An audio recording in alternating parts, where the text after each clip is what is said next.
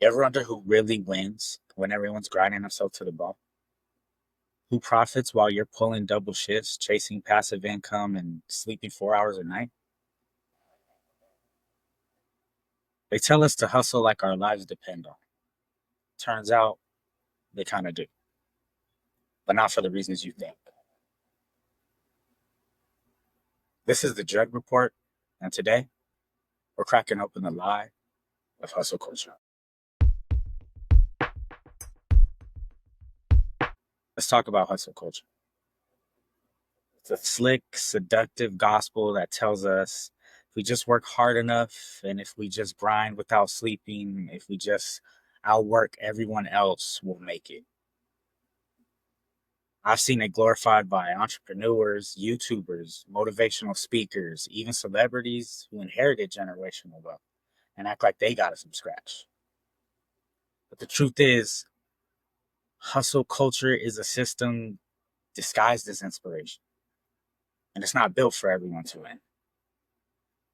According to a report from the World Health Organization in 2023, overwork is now the leading occupational hazard worldwide, contributes to over 745,000 deaths annually from stroke and heart disease.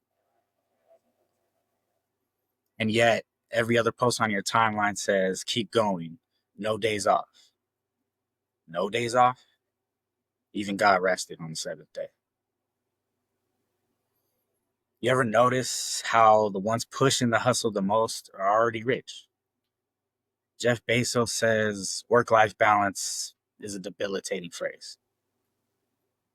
Meanwhile, he's out here sailing on yachts with Leonardo DiCaprio and has a private chef making his almond smoothies every morning.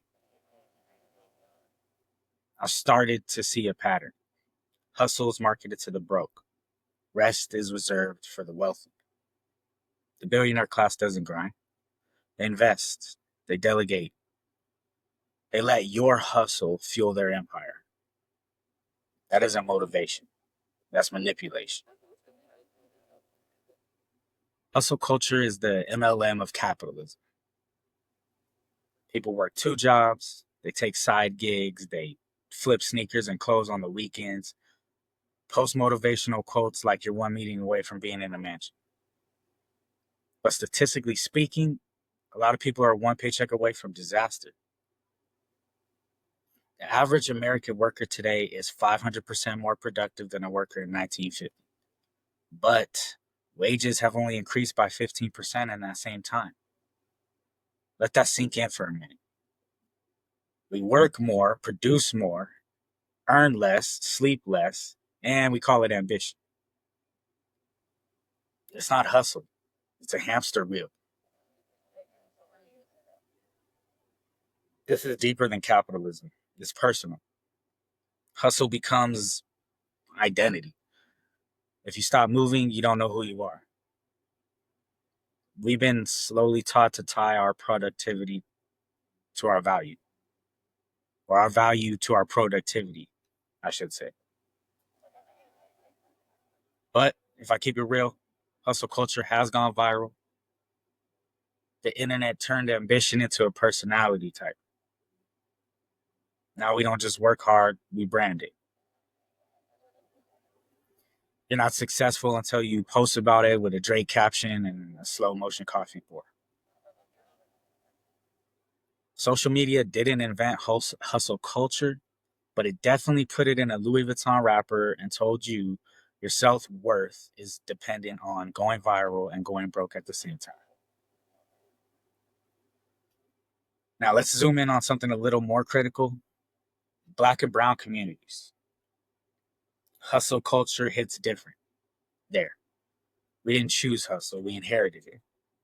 From surviving generational poverty to systemic exclusion from wealthy building, we were taught to outwork everyone just to survive.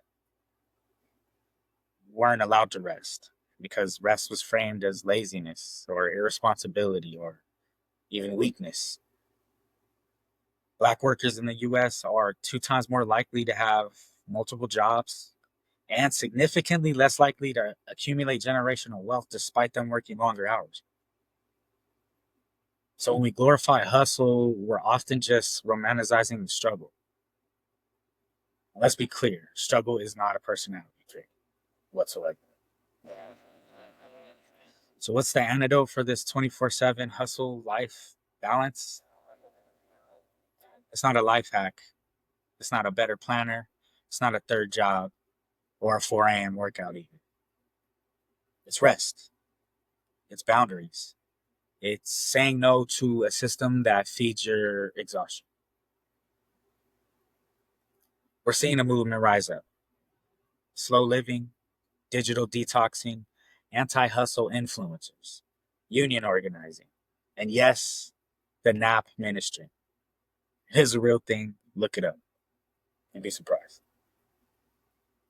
Rest is not laziness, because when you rest, the machine stops eating you.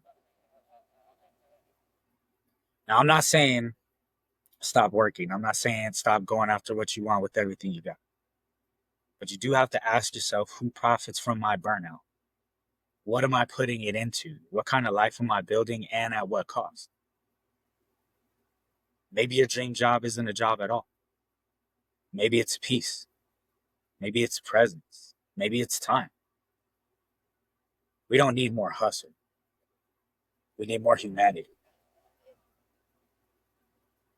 This has been the Dreaad Report, where we don't just talk, we unpack.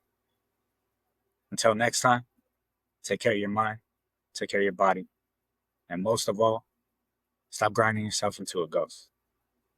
Peace.